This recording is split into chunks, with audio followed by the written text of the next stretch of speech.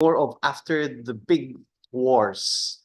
World War II ended, and we all know that it ended by the dropping of the nuclear atomic bombs in Nagasaki and Hiroshima. And then the world changed. We saw the horrific impact of nuclear weapons, but it could have really changed how we address weapon systems right after World War II. We missed the opportunity to actually ban immediately the weapons. We've seen the horror of nuclear weapons, but it didn't happen. It took decades and decades of discussions. Of course, Southeast Asia, where I'm from, the Bangkok Treaty of 1995 organized themselves into saying we don't want nuclear weapons in Southeast Asia. But it was 22 years after, in 2017, the banning of nuclear weapons happened. So that's one. The other one, it looks like our response as a community is one war late, or even many wars late. No? International humanitarian law is just reactionary in many sense. We saw the horrors of landmines, and so we tried to ban landmines. And it took, again, I'm part of the international campaign to ban landmines in big gathering of civil society in Phnom Penh, Cambodia. Decided we formed this international campaign and really campaigned hard to be able to negotiate a treaty banning landmines.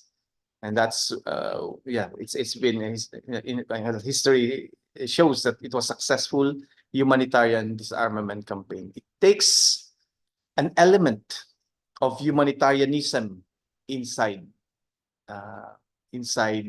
the disarmament work, but it never changed. Actually, if you look back, again, it's not just the last 50 years, but the way history has taught us that when two parties are killing each other, be it in the first war between probably tribes, clans, and families, the other one who's killed or defeated probably has a weapon, an arrow, or what sticks are valuable, or something more of metals. The other party takes that opportunity to get that weapon system and keep it, because the fear is that if the other party would have stronger weapons, it will basically probably hurt me in the future.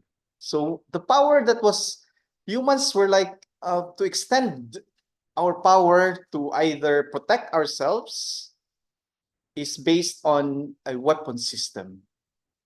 I can probably hurt you by knives and all the sticks, but I can also hurt you now even you're very, very far by autonomous weapon systems, drones, and all that. But it's still a case wherein humans are still developing newer weapons.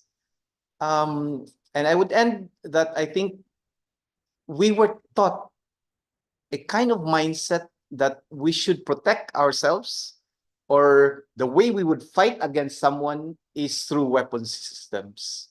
So the challenge that is really that I see in the last 50 years is that we're still being taught how to protect and how to fight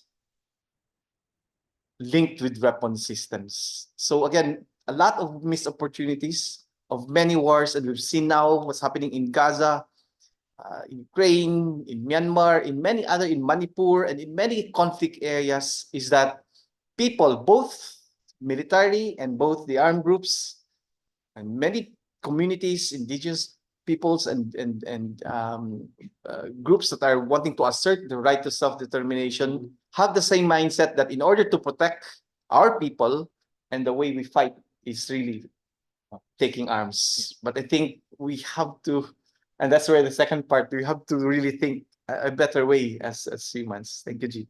Thank you very much for that, Fred. And I think as someone who did not have any knowledge about, arms and lethal autonomous weapons before joining government 6 years ago, and working with you and Mitzi and everyone else, it really provided me a great perspective of how things has evolved and how things is further evolving now.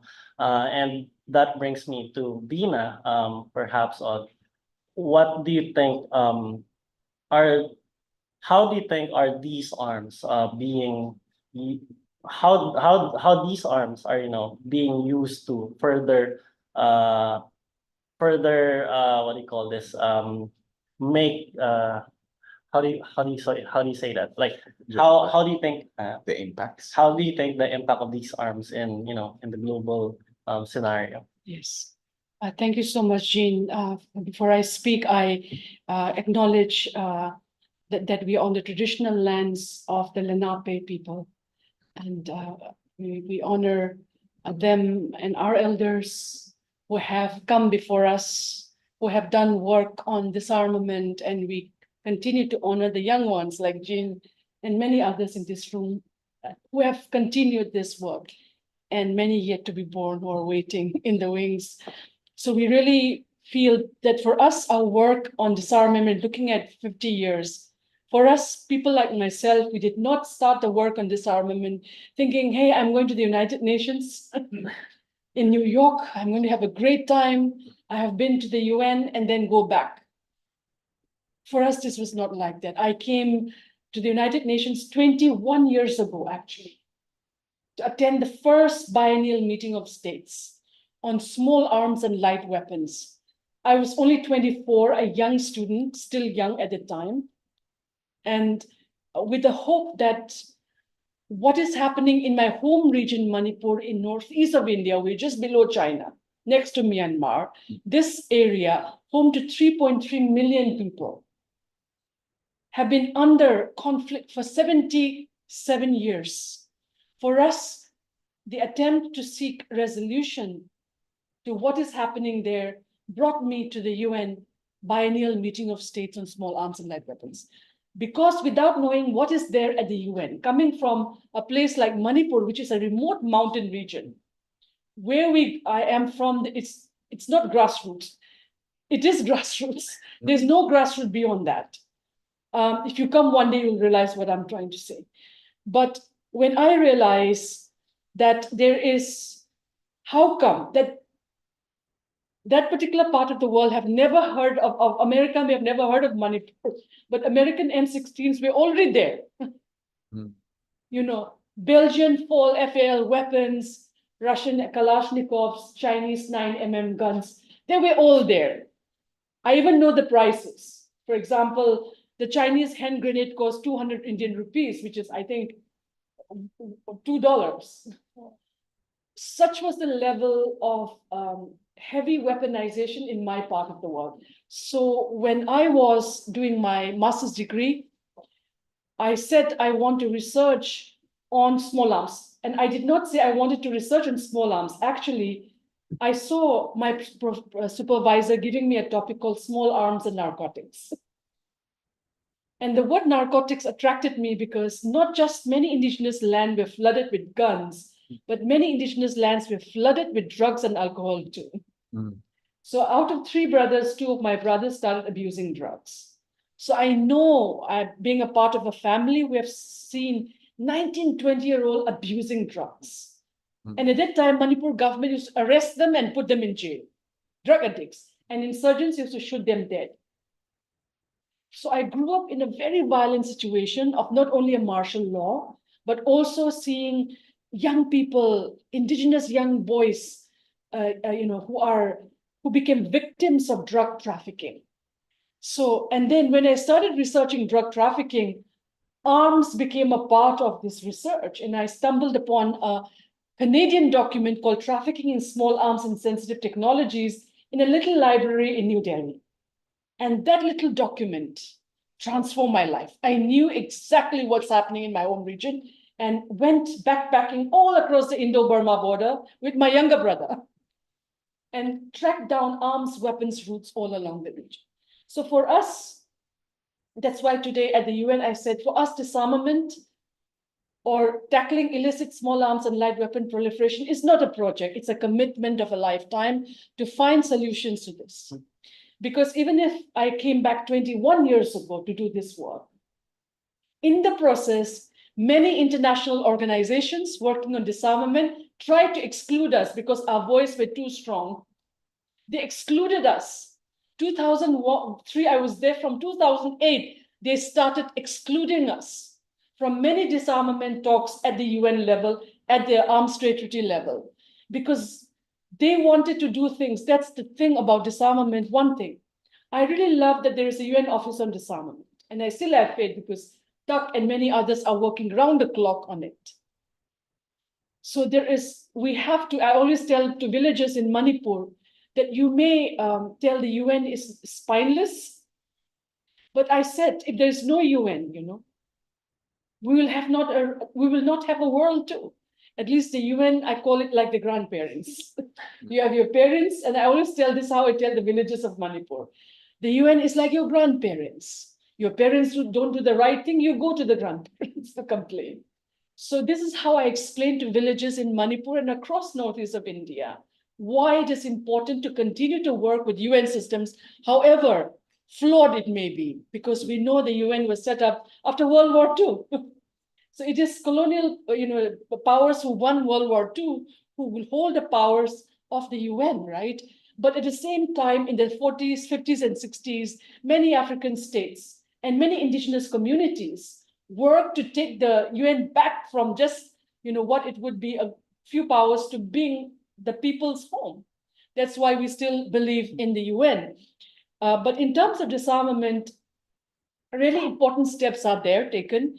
So there are different conventions. The Convention on Biological Weapons, you had the UN Program of Action in 2001, and then you had cluster munition, we had the Chemical Weapons Convention, and then we were there when we had the nuclear weapons ban. I was right there when the nuclear weapons. So there are many good things that civil society have worked with supporting governments and also with the UN to make things happen, right? So I think let's respect the good work done. What today I also said at the UN Permanent UN Forum today was 23 years have passed since the first biennial meeting of states or the UN Program of Action. And we cannot afford the next 23 years to be so. We look at what are the good things that have been built up, take out the things which has not worked. For example, International Action Network work on small arms and on action on small arms is an organization I deeply love and have worked for over 20 years. But a lot of people try to control that. Same thing happens with arms trade treaty. A lot of people try to control it. As a result, excluded people like ourselves out of the process. This is what was not right, but I don't hold anyone in my heart to do it. All we want to help them have the light to be able to do this. Now, in terms of disarmament, I'm also really proud to be a board member, like many of us here, with International Peace Bureau. This is the world's oldest peace organization, founded in 1810. Where was 18? When? Late 1800s, but it won the Nobel Peace Prize in 1910. So, in fact, Fred Lubang introduced me to IPB, and I visited their office. So now Seán is listening to this. What I really feel really good about is organizations like International Peace Bureau have now taken on certain ways, not just dividing in only those people. So I don't like to be boxed or siloed. It's only nuclear weapons. Then only people with nuclear weapons are doing their work. Only people in cluster munitions are doing the work. IPB brings everyone together in different nuclear, biological, whether it's small arms. So this is something that we need to, for the next steps, what could be disarmament. And I'm really happy that today we are also commemorating 50 years of Seán MacBride, who in 1974, 50 years ago, was instrumental in the first UN Committee on Disarmament. So we are commemorating the 50th year of his work on this. And I would like to read what he said in his Nobel lecture. I didn't know he won the Nobel Peace Prize, but somehow. And his Nobel lecture is called The Imperatives of Survival. And he wrote, for the first time in the history of humanity, This he spoke in 1974, 50 years ago. He said, for the first time in the history of humanity, human beings have it within their power to destroy all living beings on this planet. So he also said, nearly as soon as it was discovered that nuclear bomb was used, and many others. So he mentioned, you can read his speech, and then he said, Jin, your generation, the rising generation are dismayed and deceived by the world we have created for them. Can you imagine what he wrote 50 years ago is still holds today? And that's why I think what I saw today at the UN first in the BMS today was a changing tide in many young people and indigenous voices, and also voices which are excluded asking for inclusion today after 23 years of BMS, of UN Program of Action. So I think this for me is the hope that excluded communities who have been left out in the field of disarmament, where their lives are affected. And I quote this, that I now lead a work and doing a lot of work on looking at indigenous peace building. And this is because 80% of the world's conflicts, 80%, 80, are happening in biodiversity hotspots where indigenous people live. So if we exclude 476 million indigenous people living in 90 countries and territory, we are missing out on building sustainable and meaningful peace and disarmament, which we need. So I think I'll leave it at that. Thank you very much for that, Bina. Thank you for providing your observations and giving us some ways forward on how to further improve our processes. And then, as you mentioned, I'm also happy to see a lot of young people providing their interventions or delivering their interventions during the session this morning. If some of you may know that I have another hat, and I in that subject matter, we are also trying to involve youth in these high-level conferences so that people who are making these policies would hear their voices and would really consider putting these languages into the actual text or documents. And so with that, Fred, I would like you to also provide us with your, what can be done. Dina has touched on some of those points earlier. So I'd like you to maybe elaborate more or add more to what has been done, provided already. So the way the world address weapon systems is like bits and pieces of it. If landmines was banned, it was not entire landmines. What was banned was only the victim-activated landmines, or what we call anti-personnel mines. But anti-vehicle mines, they're not banned. What was banned is that if you step on a landmine, it's either a cow, a girl walking by, a goat, or a soldier, or a combatant. It does not distinguish between them and it would explode. That's the only thing that is banned. But if someone is waiting at the corner, and if a tank passes by and press that button, or someone has a remote control seeing how movements are and press the button, it's controlled by someone, and it is more, they said, discriminate. And they said it's not banned. So the way the world addresses it is like, yes, we will try to control, regulate this, and now it's small arms and light weapons. In 2008, we had the cluster bombs because it was really have this function similar as the anti-personnel mines, that it could detonate without any, it has an indiscriminate character.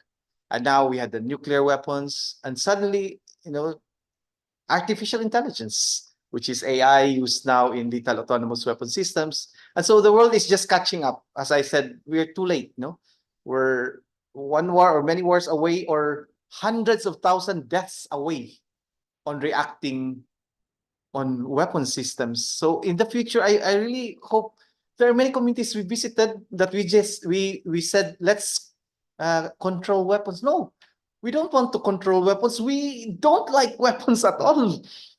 And why are we not listening to these indigenous peoples who are saying we actually don't want any weapons in our communities? Why are we only regulating it? And so the future, I think, is really a strong voice that we have to listen to these communities that they're saying, actually, we don't want weapons in our communities.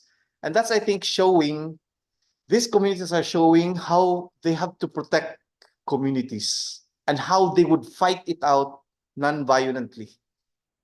Not with weapons. And these are successful communities, peaceful communities that have lived there for ages. It's like, well, I had a Yeah. fortunate, really privileged opportunity to be with the leaders of the indigenous peoples in Washington months ago, and they have showed me that many, many years ago, the world was really better. We have to go back and look at the lessons that actually indigenous peoples treats how to protect, because Mother Earth is my mother. I don't want my mother to be hurt, and so I would protect everything in it. I am the custodian only of the Mother Earth, so it's not just about humans. I think disarmament should not just only look at it from a humanitarian perspective, that we have to respond to weapon systems. And I'm so glad, actually, Rosa Luxemburg had that, the humanitarianism there, and he's so strong. Seán MacBride also had that view. But I would really like to add a bit of it, that I think it will never just be humanitarianism. We are the worst animals. Humans are the worst animals in this planet. It's not just about humans. It's really the interconnectedness that the indigenous peoples are showing us. We are interconnected with so many things. That's why the way that UN is arranged, first committee looks at disarmament, second committee looks into something, third committee, I think we have to really see through that we are all interconnected. We can talk sustainable development in disarmament, and we are successful on that. But why can't we talk about indigenous peoples in disarmament? Why are we so protective that we'll just discuss these weapon systems, and we are nothing to do with gender or many other problems in the world? They're so interconnected that the solutions actually is a lot more beyond humans. And the last thing that I would say is more of it's a start of a very decolonial mentality. We are so privileged that I think we forgot that the privilege that we have should actually be used to protect others. And so we have to really be able to understand that the colonial humanitarian disarmament is actually changing the mindset that we have to stop taking advantage of the weakness of others. It's a very colonial, it's a very imperialistic mentality that you have to take advantage of the weakness of others, and I think it has to end. And the way it has to end is the way we would function as civil society. Being described, global communities, global networks should be very aware of our privilege, and that should be reflected in the way we campaigns, and that's how I would put it. Thank you, Jim, for the question. Thank you very much for that, Fred. And since my title for today's session is Youth Vision Moderator, I would like to end our session by asking what more can be done, or how can we involve youth in the discussions, or not just the youth and the indigenous peoples and those other sectors that are excluded from the processes. Yes, so first, do good research. So I started my work as a researcher. Never go out to advocate without knowing your facts, your history. Because for me, writing this book, South Asia's Fractured Frontier, which mapped small arms and live weapons proliferation in the Indo-Burma border, gave me that strength to be able to know what is exactly happening in our backyards. And literally, with that knowledge, I was able to. So first, that again, for me, again, I will never box youth in one. It has to be intergenerational. We have to learn from our elders. Elders learn from the youth. I have a 14-year-old daughter, and I learned from her since she was in her kindergarten. So we learn so much. Intergenerational learning should be a part, number one. Number two, because through the research, I realize that, why there is so much of war today, and we feel why, in spite of 23 years of biennial meeting of states or UNPOA on small arms like weapons, there is war. Because war profits. While we fight with each other, brothers against brothers, sisters against community, who laughs all the way to the bank? In the Manipur crisis, which erupted last year, between two ethnic communities, which I call an engineered conflict, it was who lost lives, who lost 10,000 homes which are burned, who lost, like who 200, nearly 300 people lost family members in the conflict. Everyone lost, but somebody else was not losing. The price of bullet shot up more than 8 times in Manipur. There was a clamoring for bullets in indigenous population because they engineered this fight which makes two ethnic groups kill each other. So while this is killing on, who is selling the weapons? New Delhi arms manufacturers, again, from illicit arms manufacturer from Bangkok, from Cox's Bazar in Bangladesh, all the weapons, armed drones, rocket launchers, they were all flooding my home state, Manipur. So we should know that war profits. So to be able for the youth to understand, to take action, you have to follow the money and delegitimize those who have fueled these conflicts. So whether it's divestment, for example, in cluster munitions, pension funds in Netherlands, our friends did it. Pension funds were used to invest in building cluster munitions.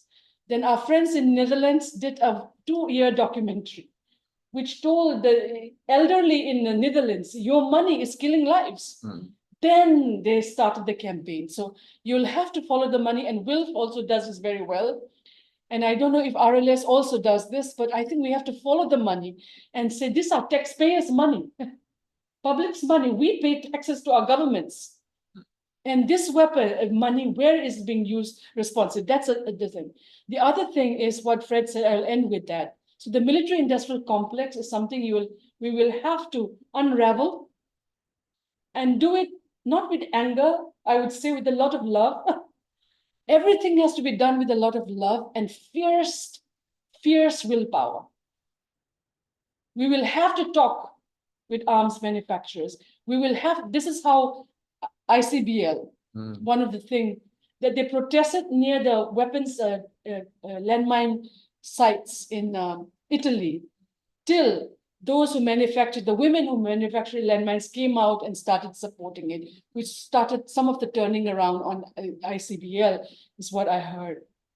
The final thing is to end with what Fred said, and this is really beautiful. The Haudenosaunee people who live in North America, they are indigenous people, and they have this thing called the Great Law of Peace. What is the Great Law of Peace? This was evolved in the 12th century. In the 12th century, 5 indigenous groups in North America, they came together and buried their weapons under a pine tree.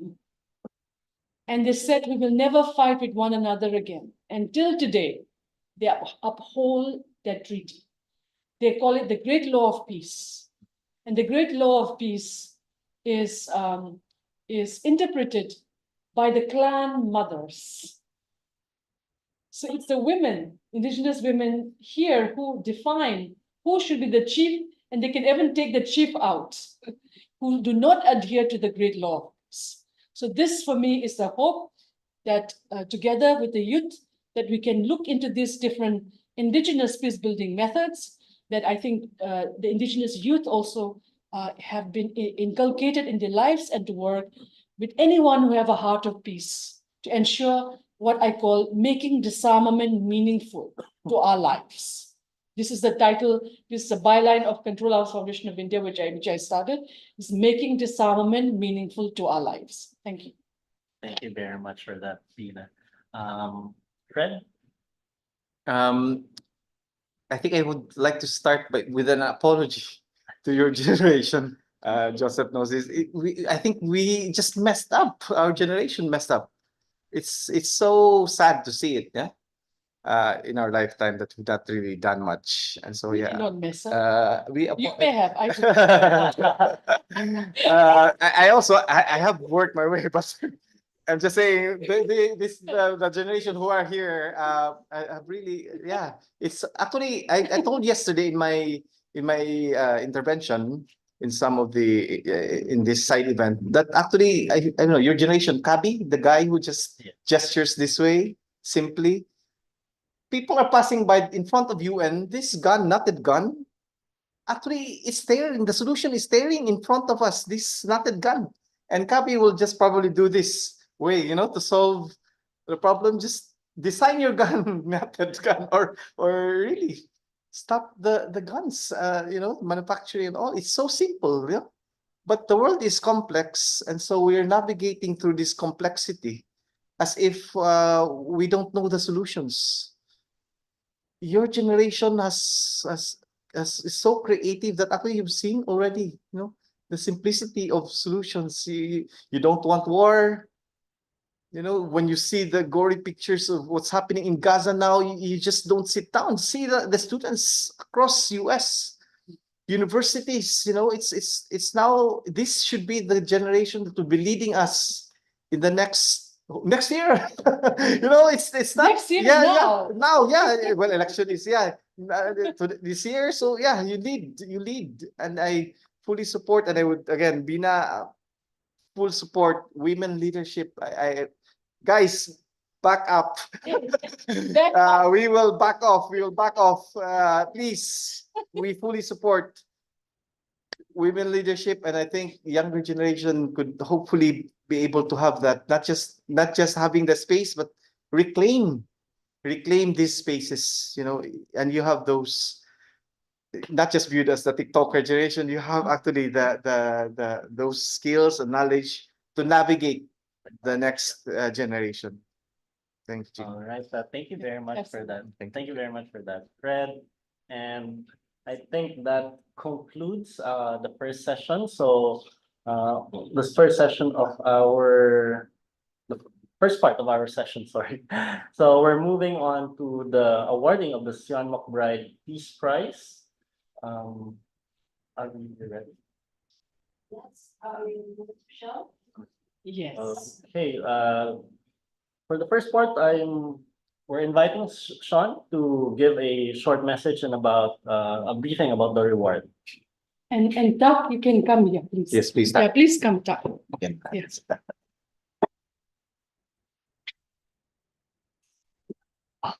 And Emily.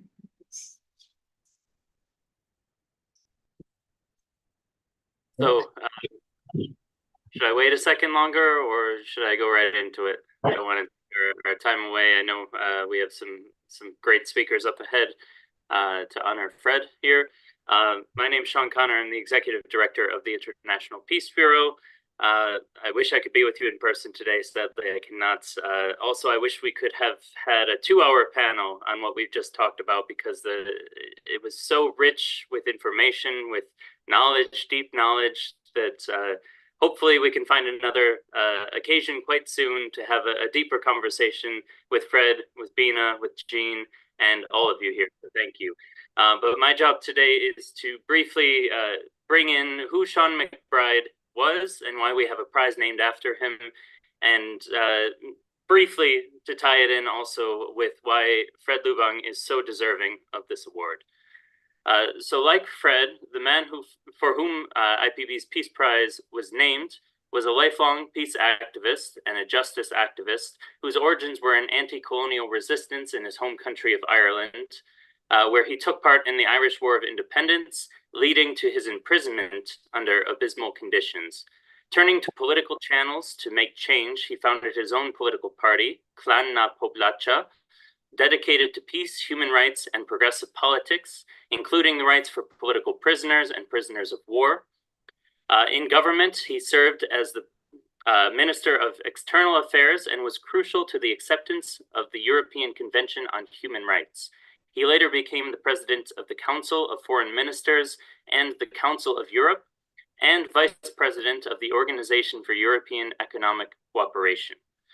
MacBride was a leading figure in a range of international institutions, serving as the secretary of the Irish section of the League Against Imperialism as early as 1929. He was co-founder and international chair of Amnesty International from 1961 until 1975, and the Secretary General of the International Commission of Jurists from 1963 until 1971. Seán MacBride then came to the leadership of IPB and became the Secretariat of the Special NGO Committee on Disarmament and held an international conference on disarmament, leading to the call for the UN conference of the same theme, which finally came to fruition in 1978. Similarly, it was under MacBride's leadership that IPB visited Gensikyo in Japan to organize an international symposium on the atomic bombings of Hiroshima and Nagasaki. Seán MacBride was awarded the Nobel Peace Prize in 1974 for mobilizing the conscience of the world to fight against injustice, and he received the Lenin Peace Prize for fighting against what he himself referred to as the absolutely obscene arms race. He was also awarded the UNESCO Silver Medal for Service. MacBride had a sizable influence on the creation of the constitutions of many newly independent African nations and served in a number of UN positions, from Assistant Secretary General to President of the General Assembly and High Commissioner for Namibia. Seán MacBride's legacy lives on through his very own Peace Prize, which since 1992 has been awarded to a wide range of activists over the world who have carried on this noble work that MacBride was known for. And so for this reason, we're so honored to be able to present the prize today to someone who has an equally astounding resume, and that's Fred Lubang. So Fred, thank you very much. I can't think of anyone more deserving. Okay.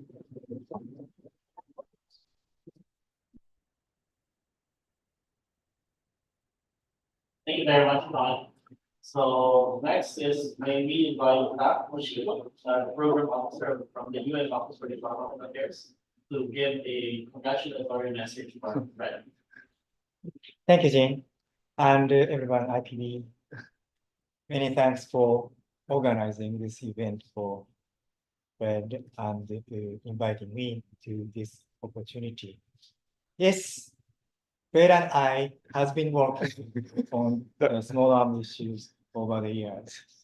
It was when around definitely 2005, 6, 7, Yeah. sometime earlier. I joined ODA in 2002, and also yes, we started helping out the first BMS for that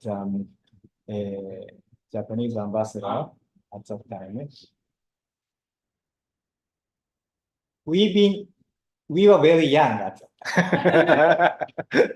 Yes, still young. But still, I mean that always when I meet each other, occasionally UN meetings and NISEA's project, we always compare the hair, gray hair, really growing. You have more gray hair.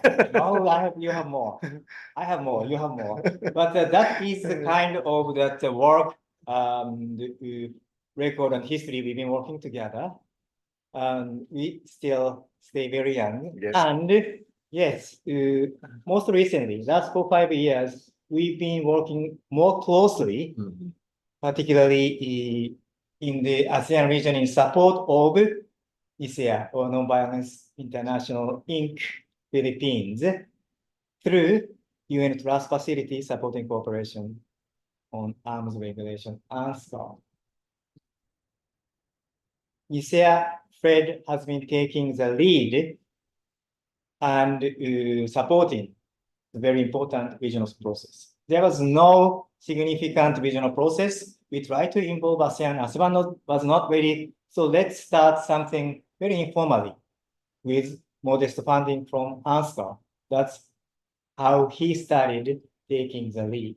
Now, government of Philippines is fully supporting, working very closely, taking the leadership in the region, particularly in the drafting, adoption, and implementation of the roadmap on that conventional arms regulation in Southeast Asia. Now, through Cambodia. Cambodia also joined the framework as in their capacity as the coordinator of ASEAN Working Group on Arms Trafficking. We also supported Cambodia government, and Cambodia is now growing its leaders. My point is that Nisia's work, Red's work, has been raising leaders in Southeast Asia and sub-region.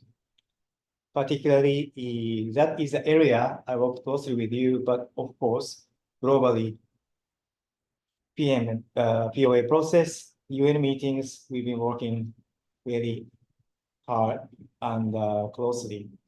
He feel like, as I said, feel like I am his brother. I'm not gonna say which is elder, which is younger. But yes, I had it always with him, and yes, feeling very much close and looking the same direction. Red is very friendly and smiley face, but behind, under his mask, he's so determined and strong. Leadership also. And yes, stubborn, of course. You have to be stubborn to pursue your dream and goal.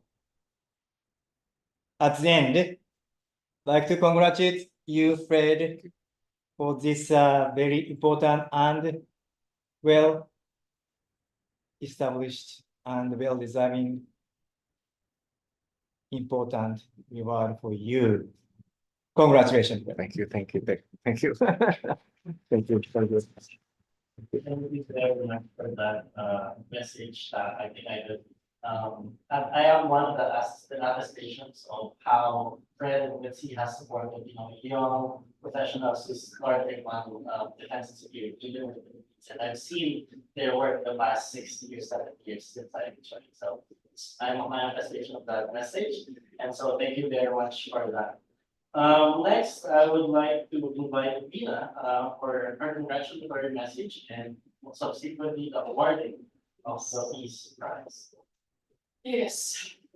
So first of all, Can you join us, Bina? no, I'm okay. It's just this moment is very sacred for many of us who have known Fred almost 20 years. And even more, as Tak said, Fred was born in a very difficult household. Her mother and siblings were orphaned. And in an essay that Fred has written, he documents how he was born in a place with hardly medical facilities in a very, very difficult part of Philippines, Mindanao. He was born in Mindanao. So coming from a very difficult circumstances to continuing his life's mission to work on disarmament is a story inspiration. You have to read his essay to really understand who Fred Lubang is. So for many people who think going to the UN and disarmament, we are visiting different countries and we return home and what have you done? And as Tak has also mentioned, Fred for me epitomized not just Fred and Mitzi and this entire team of Nonviolence International Southeast Asia. I have watched them struggle. I've watched them fight. I have watched them speak truth to power. And in between, they have made many enemies. But those enemies will know that they are in the right path and they are not in the right path, but they are in the right path. Because disarmament, the world of disarmament is not easy. Many are there because it provides them a livelihood. Many of them are there because projects give money. But we also know people like Fred who have come from a very difficult circumstance that for people like Fred, disarmament is something that we have to make it work on the ground. Not a document which exists in Geneva or in an office in New York, but something which can translate in the ground. So what I've seen about Fred is not just as someone who has been from the ground, from the community, but what he has also shared through his work is to be able to work with governments that to be able to get the government of Philippines to really, not just that, government in Cambodia, many of the works that NISIA has conducted in South Asia, and then not only in South Asia, we tried to also work with South Asia. But South Asia is very difficult at the moment because of the kind of that they do not want any external involvement in arms control issue. So as a result, they're very stoic, particularly countries like India are very stoic to say we do not want. They think that disarmament efforts are Western agendas, which is meant to take away their sovereignty. So as a result, world's largest democracy like India do not want to talk about, to such an extent that the conventional and chemical weapons in India is in the Ministry of Fertilizers. Okay, to let you know where they have put their priorities in the Ministry of Agriculture, in the particular Department of Fertilizer Department. That's where the Chemical Weapons Convention is housed. So we will have to do a little more strategic work. It's not because we don't love our governments, but then many of them just keep an arm's length, saying, "Oh, it will not work." But I think that's why we have to practice that. So thank you so much, Fred, for all the work you have done. Philippines is the only country in the world which has signed all the disarmament treaties. This is a work which would have not been possible had not for Fred, Mitzi, and the entire team of NISIA, I think, and they all deserve a support and a round of applause. Okay. So this award, I know Fred was getting it, but I think what we will do is Mitzi, I'm also going to call you because Fred won't be Fred without you. Okay, and so what we have done is this. I think, Emily, you can explain this one. There are some special things that we are giving as a part of this. It's a ceremony for us. One, Emily will explain this one, and the others I will explain. Okay, so Emily, you can explain. So this came from the IPB office in Berlin by way of the No War Factory, which Michelle, where's the No War Factory again? Is it in Cambodia? They're currently based in Laos, where they made those materials from the bombs. So those are like the materials that they have recycled and put it in a customary pieces. So that's one. And the other thing that we are doing is from this year, starting from Fred, every year, the Seán MacBride Peace Prize, the women survivors from Manipur have woven this cloth and they have sent it for you, Fred. And this is going to accompany every Seán MacBride Peace awardee, if the board so approves. So, Fred, this is for you. Oh, thank you. Okay. And hope you continue to. And Mitzi, you have to be here. Now, this one, IPB, I'm a board member of IPB, so, and I'm thankful to Gilbert who printed this out. Oh, okay, what's happening? Oh, okay, yeah, come here.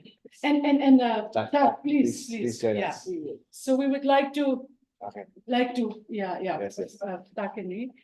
And yeah, and this is, it says, Seán MacBride Peace Prize is presented to Fred Lubang for his unflagging work and commitment towards peace building, disarmament, and non-violence, especially in the face of ongoing wars. Without him, the Philippines would not be the only country that has ratified nearly all humanitarian disarmament treaties today.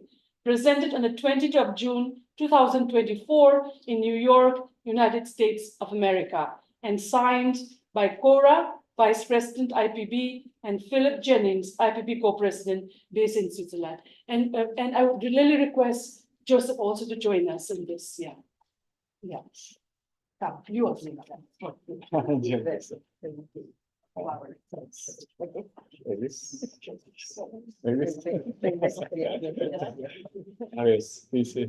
Come, Joseph. Let's just put it there. Yes, Okay, yes.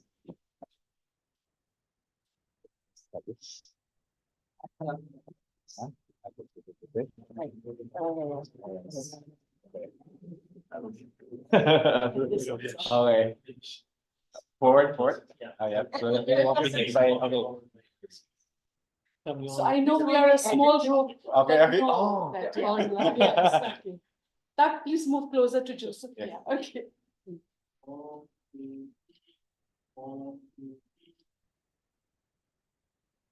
Okay. Thank Thank you. Thank you. Thank you so much. Thank you.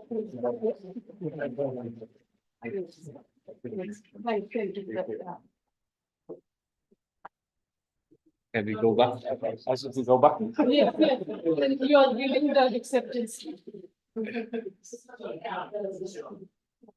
Right, you know that we can convene thousands of people today because we had only 1 hour between the BMS. Yes, session. yes, exactly. We have to squeeze it into this. So Yes, yes. It's more of really just speaking from the heart. First of all, Assalamu alaikum. It's also like it just passed by. So, you know, we wish our sacrifices could really bring us closer to peace or even make this world a better place. But I remember, if you really know me, I'm not into celebrating individuality. So it's an awkward, again, it's about not me, but it's really about the entire people who journey with me. Bina, Tak, everyone, Mitzi, Jean, Erbaina, Jazz, and all the people that we journey in this piece should actually be acknowledged. And it's good that we have this kind of celebrating also people who we don't really want to be celebrating. It was, if it was given this 2024, I would really actually will not accept it.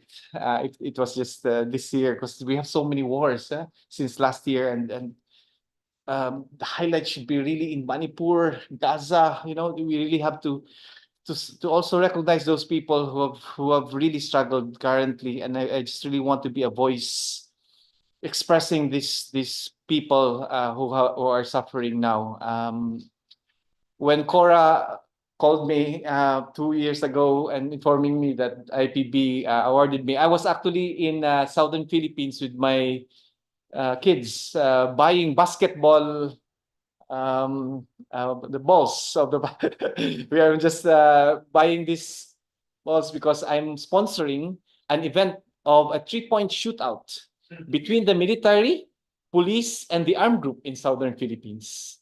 We're trying to reclaim the thought that shootout is not about killing each other. The word we have to reclaim it is about games, playing basketball.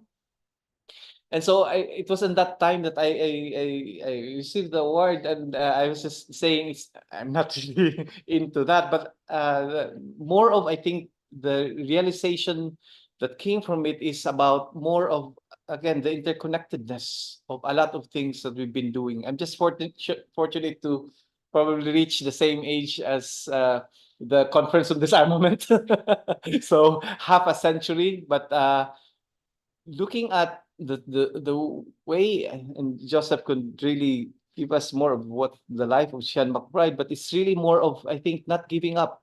As Bina said, this is not a project. I think we have to have many more of like us who would really offer our lives to disarmament.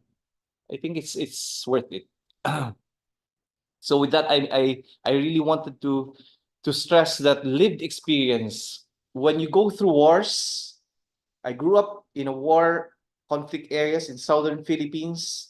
My first deaths of people that I saw when I was a teenager was a group of military and militias hit by landmines in southern Philippines.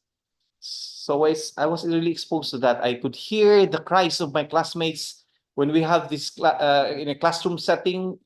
I could remember one guy just go into our teacher and whisper something, saying something, and then the teacher would approach one of my classmates and tell my classmates that his father just was killed in an ambush, and he would cry out this cry. I could still remember. And there was also one time when, again, a guy would approach our teacher again, tell my other classmates saying, your father, as a member of the armed group, was also killed by the military. Again, the cries I could still remember. And so this lived experience of people like me and many of my colleagues should actually be leading us, because we could see how to solve simply this problem.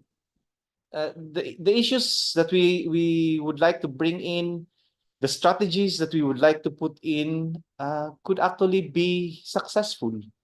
But the way global civil society networking and advocacy is framed, like it is the new way of again, taking advantage of that weakness of others.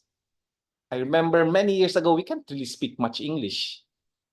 English seems to be a privilege, but it's also the language of who oppressed us in the region. But when you look at these capacities and look at people who would like to really offer their lives for disarmament, should really be given the opportunity to actually be leading global campaigns. It is not about Europe supporting European NGOs, funding from EU funding European NGOs, North America governments funding their own. It's really about now people on the ground who have lived experiences, living in conflict areas, excluded groups who live, like what Bina have mentioned, should be showing the paths. It's so difficult to explain how we view things, because we have been to wars. We may have left the wars. You may have left your communities. You may have studied in the best universities in the US and Europe. But if you're coming from a conflict areas, wars would never leave you. It's there.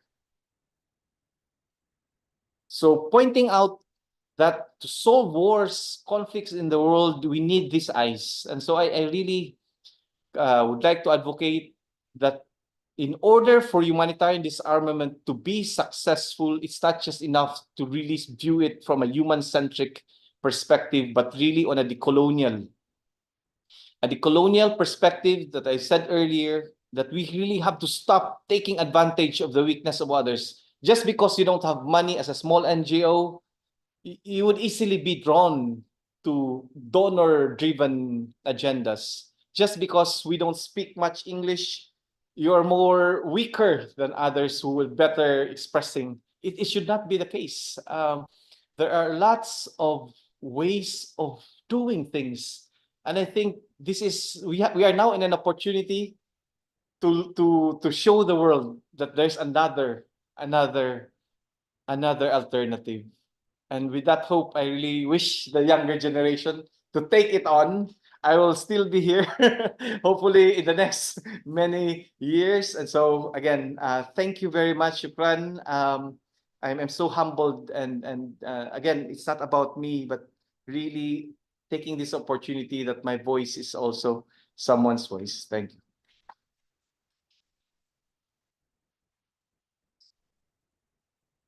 you. And that's it. There's no other unit here, so Brad is challenging us. Doing. And so the next session would be the next part would be the closing remarks to be delivered by Emily. Emily is an IPG board member and executive director of Peace Action. Thank you. I don't have anything extraordinarily long prepared. It's honestly very intimidating to speak after Fred. Who I think has said everything, I think that we need to hear, but just wanted to thank everyone again for coming today, to Mariana and the Rosa Luxemburg Seaton office for hosting us here in New York, and also being able to connect us over Zoom, to everyone joining us online. I think that it's such an incredible honor to meet you, Fred. I hadn't met you before today, but it's so great to hear you and Vina, and having Joseph in the room and having older folks who have been really dedicating their lives to this work and sharing the lessons and being able to, in hindsight, see what mistakes might have been made and what changes can be made. Because 50 years is a long time. Yes. Like, I was certainly not, I don't think probably 2/3 of this room was around for that. And I think it's easy as a young person to feel like nothing is happening because change is so incremental. It's these little tiny pieces, and it's not until you look at these large swaths of time back that you really see how much has been done. And especially in a time right now where we're seeing everything unfold in Gaza and seeing how many people are just being murdered every day, killed. It feels like the change is not fast enough. Like we could not possibly, it could end today and it would still have been too late, right? And I'm sure that's what it feels like with a lot of this work, with a lot of these treaties, is like how many more people need to die, how many more lessons do we need to learn until we get there? But I think having something like the Seán MacBride Peace Prize Award and being able to recognize a lifetime of work with someone like you, Fred, and hear how humble you are and really not want to individualize it and talk about how it's much more of a movement and something like IPB, it's so much more of a global movement that we're all working on, the importance of disarmament at every level.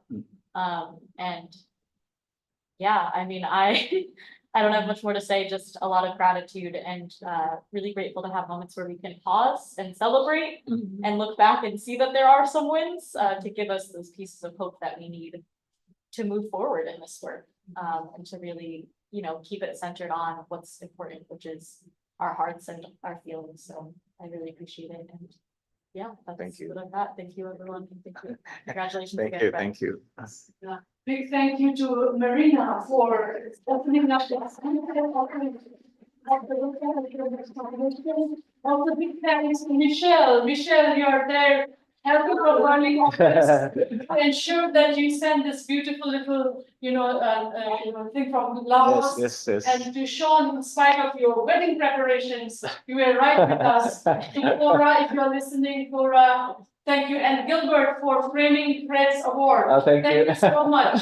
And to everyone who's joined us, thank you so much. And to all from Nicia who have come, and friends who have joined, and Joseph, you have come all the way from Massachusetts. No, just a few. Yes, please, I would, Yeah. yes, please, Yes. please. Thank you. So I don't have very much to say, except maybe to appreciate, Fred, your closing and heartfelt remarks. Because that was, if you will, your deepest truth. That out of your experience, your suffering, your passion, you have in turn given back into the world. And just to very much appreciate that. I guess the only other two things I would say. One is the atomic bombs did not end the war against Japan. Actually, it was the Soviet declaration of war on Japan on the night of August the 8th. And it's, I think, important for that lesson to go out as one more way to delegitimize the nuclear weapons. They didn't end the war. And then to say that, I think,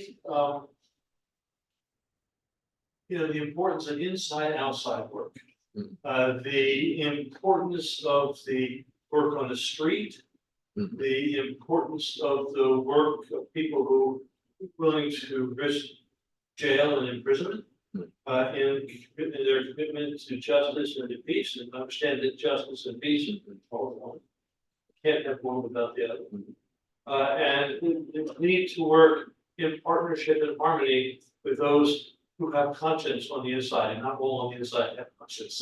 But just to appreciate the way you've done that. And let me also just wave hello to Cora Favros, who I haven't seen in a while. Yes, Who Cora. provides just absolutely wonderful leadership. Yes. Yes. Just to appreciate what you've done, and that ITV has had the wisdom to give you the award. Yes, thank you, Dr. Thank you to Jean. Thank you, Jean. For you for beautifully moderating. Yes, sir. Thank you. We will have you up for a final photo with people, stay there on the Zoom room, and we will huddle up in front of a final photo, everyone. And Marina, you also be there. So we'll Yes, take a yes. final photo. Okay? Come here. Yes. Yes. And then I will take and then. How, just here? Yeah. Yes, here. Some sit Just in here, the just back. have a bit. So we won't cover them. We'll cover it. Okay. We'll cover it. Some will sit, yeah. Sit there. Yes, yes. Tak.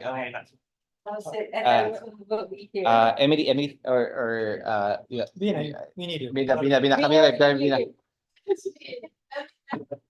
No. Come.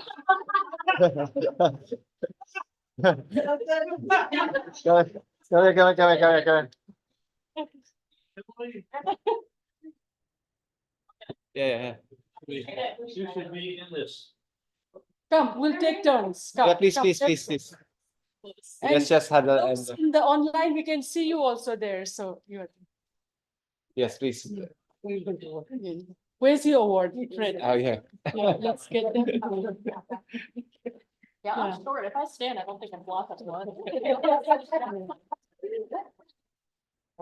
Yeah. Yeah. Yes. Yes.